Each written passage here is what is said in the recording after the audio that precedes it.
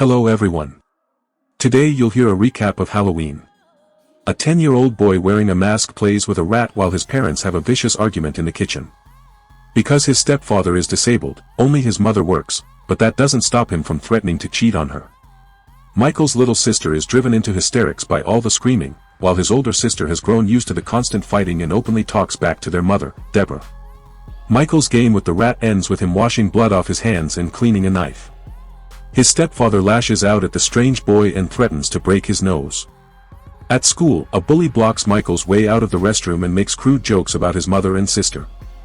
The two boys get into a fight, and when the principal tries to separate them, Michael tells him to get lost. Deborah is constantly being called to school because of her troubled son. During one meeting, child psychiatrist Mr. Loomis joins them. He asks whether Michael has experienced any severe emotional trauma. The reason for his concern is disturbing. Teachers found a dead cat in Michael's backpack, along with numerous photographs of other tortured animals. It is the first clear sign that something is deeply wrong with the boy's mind. Michael runs away from school, taking his favorite clown mask with him. He secretly follows the bully, who heads home through the woods. Michael attacks him with a large branch, repeatedly smashing his legs before beating the rest of his body.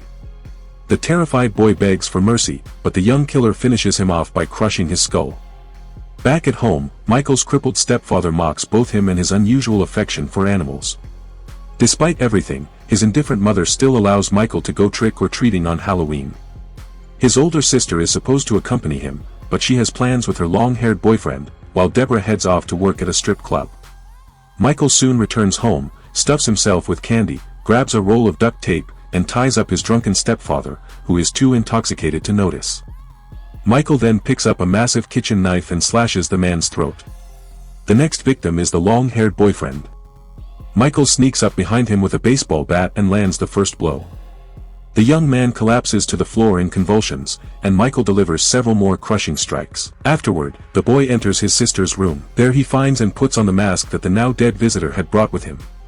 His sister is surprised to see Michael, but within seconds she is stabbed in the stomach. Bleeding heavily, she staggers through the house, but Michael doesn't let her get far. By the end of the night, only Michael and his little sister Boo are still alive inside the house. Sitting quietly on the front porch, Michael waits for his mother to come home from work. Police surround the property while a reporter describes the horrifying massacre unfolding behind the barricades. 11 months later, Michael is committed to a psychiatric hospital. His case is assigned to Dr. Samuel Loomis. The boy denies murdering his family, insisting that he remembers nothing about what happened on Halloween night. His mother visits him once a week, and over time Michael develops an unlikely friendship with the hospital janitor, Ismail. At the hospital, Michael makes himself a new mask, and then several more. He only takes them off when his mother comes to visit. Behind those masks, he seems to hide from himself. His behavior grows increasingly strange and feral. Michael insists that he wants to go home and denies ever doing anything wrong. Dr. Loomis arranges for him to be allowed outside under supervision. Eventually, Michael refuses to remove his mask even in front of his mother, and before long he stops speaking to both her and his doctor altogether. Before leaving one day, Deborah gives him a photograph of himself with his little sister. A nurse sits down beside him and picks up the picture without asking. It's a terrible mistake. Michael suddenly grabs a fork and repeatedly stabs the woman in the throat, adding another victim to his growing list. Deborah breaks down in tears as she watches old home videos from the days when it seemed she was raising an ordinary little boy. Soon afterward, unable to bear the pain any longer, she takes a gun and ends her own life. 15 years pass. In 3 months, Ismail is set to retire and has to train his replacement. The two men enter Michael's room, where every wall and even the ceiling are covered with countless handmade masks. It's best not to touch them. The new employee, a rude and arrogant brute, immediately dislikes what he sees. Unlike him, Ismail has always treated Michael with respect. The newcomer constantly insults and threatens the patient. Ever since attacking the nurse, Michael has not spoken a single word. After all these years, Dr. Loomis finally accepts that he can no longer help his longtime patient. Today is their final meeting. He says goodbye and walks away. Loomis now gives lectures to students, explaining the terrifying darkness hidden inside Michael Myers. One night, the new security guard sneaks his cousin into the hospital so the two of them can exploit a helpless female patient. Shockingly, they drag the young woman into Michael's room. Michael remains completely still, showing no reaction to the chaos around him, until the men grab his masks. That proves to be a fatal mistake. He strangles the cousin to death, then slams the guard's head into the wall until he dies as well. When Ismail arrives at the hospital, he is surprised to find no one at the front entrance.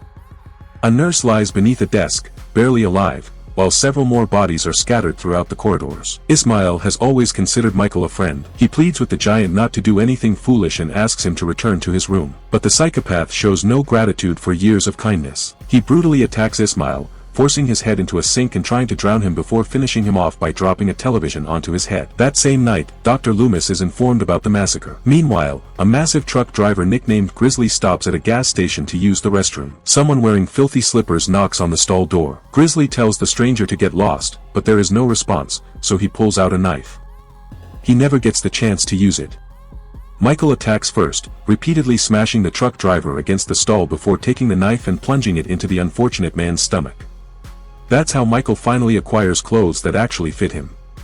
October 31st finally arrives. After talking with her parents, Laurie Strode heads off to school. In the evenings, she earns some extra money by babysitting her neighbor's young son, Tommy. Meanwhile, Michael returns to his old house, where he finds a kitchen knife and the same worn mask he used during his first killing spree. For some reason, Laurie also stops by the abandoned property. Tommy doesn't like the idea at all. He insists that the boogeyman lives there. Laurie simply tosses the mail onto the porch, hoping to scare the boy. Later, while sitting in the library, Laurie and her friends make plans for the evening. Across the street, Michael stands motionless, silently watching them. A moment later, he's gone. The director of the psychiatric hospital struggles to understand what happened. Michael had been almost catatonic for the past 15 years, yet suddenly he slaughtered staff members and guards before escaping. Dr. Loomis is convinced that Michael has returned to his hometown, even though it lies hundreds of miles from the hospital. After school, Laurie and her two friends walk home laughing and joking until they notice a disturbing figure standing in the distance. Laurie's friends shout insults at the stranger, and he disappears without a word. Annie's father happens to be the town sheriff. When Laurie is finally alone, an uneasy feeling creeps over her. She suspects that the mysterious man is still watching her from somewhere nearby. At home, her mother is busy setting up a plastic skeleton to decorate the yard for Halloween. Unknowingly, she reveals exactly where Laurie lives, giving Michael the information he needs. Meanwhile, a cemetery caretaker leads Dr. Loomis to Michael's mother's grave. There they discover a dead coyote displayed in a gruesome manner, and even worse, someone has stolen the headstone. Laurie's friend Linda and her boyfriend plan to spend the night in the old Myers house, a place where they have thrown parties many times before. Linda asks Bobby to bring more beer, so he walks out to the car for a few cans. On the way back, Bobby pulls a bedsheet over his head, intending to prank Linda. But Michael ambushes him, drags him into a room, lifts him off the ground with one hand by the throat, and pins him to the wall with a knife. Amused by the disguise, Michael keeps the sheet over himself and approaches Linda pretending to be Bobby. When she comes close to take the beer, he suddenly grabs her and strangles her to death. Elsewhere, Dr. Loomis visits a gun store and purchases a Magnum revolver. Laurie's father warns his daughter to be careful that night. Halloween always brings strange people into the streets. Tragically, shortly after Laurie leaves with Annie, he becomes Michael Myers' next victim. Laurie's mother is next. After repeatedly stabbing her and throwing her around the room, Michael finishes the attack by snapping her neck. Unaware of the horror unfolding, Laurie spends the evening babysitting young Tommy. Michael later arrives at Annie's house but, for the moment, chooses not to attack either her or her little sister, Lindsay.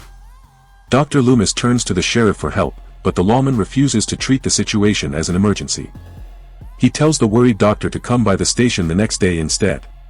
Soon afterward, the sisters head over to Tommy's house, with the killer silently following behind them. Annie leaves her younger sister in Laurie's care and drives off to spend time with her boyfriend. The sheriff still refuses to believe Loomis's warnings.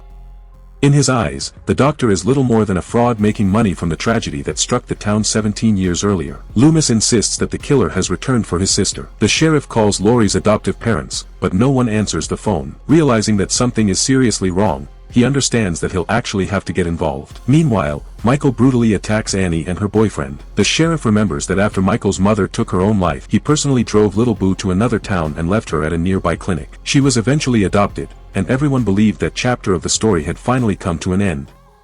It's time for Lindsay to go home, but when Lori arrives, she discovers the bloodied Annie and her boyfriend's body hanging nearby. Horrified, Lori calls the police, and the sheriff immediately realizes that Michael Myers is responsible. Michael begins pursuing his sister, who runs back to Tommy's house. Together with the children, Lori hides in the bathroom.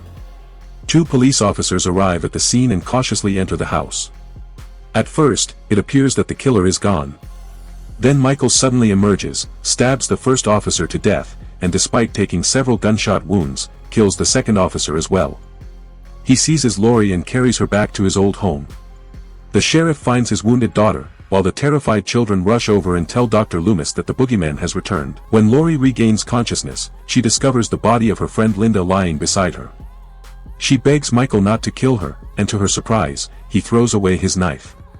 The giant then shows her an old photograph, but Lori says she doesn't recognize the people in it. Michael slowly removes his mask and lowers his head. Seizing the opportunity, Lori grabs a knife and plunges it into her brother's body up to the hilt. She smashes through a door and escapes the room, only to find that the route out of the basement is blocked by a heavy metal fence. By then, Michael has already recovered. Lori barely squeezes through the barrier in time. Once outside, she stumbles across the yard without noticing an empty swimming pool and falls straight into it. Michael calmly walks to the edge and starts descending the steps. There's no way Lori can escape. Then Dr. Loomis calls out to him. He pleads with Michael to stop and immediately fires 3 shots into his back. The giant collapses, and Loomis climbs down to help Lori out of the pool. For a brief moment, it seems that the nightmare is finally over. Loomis places Lori inside a police car, but Michael suddenly rises again, smashes through the window, and drags his sister back outside. Once more, he begins carrying her away. Desperate, Loomis begs Michael to leave the girl alone, insisting that he is the one to blame, not Lori. This time, Michael listens. He grabs Loomis by the head and crushes it with terrifying force. After killing yet another person who had once cared about him, Michael resumes his search for Lori, who has hidden inside the house. He wanders from room to room, listening to every sound until he finally realizes where she has been hiding. But Lori slips away and reaches another part of the building. Near Loomis's body, she spots a handgun and picks it up. With his last remaining strength, the doctor grabs Michael's leg, but the killer shakes him off as if he weren't even there. Lori retreats into the attic. From below, Michael starts smashing through the ceiling with a heavy wooden beam. Trying to crawl away, Lori loses her balance, crashes through the weakened floor, and slams face first onto the ground. Michael lunges at her, and the 2 of them plunge together from the 2nd floor. Lori lands on top. As Michael grabs her wrist, she raises the pistol and fires point blank into her brother's head.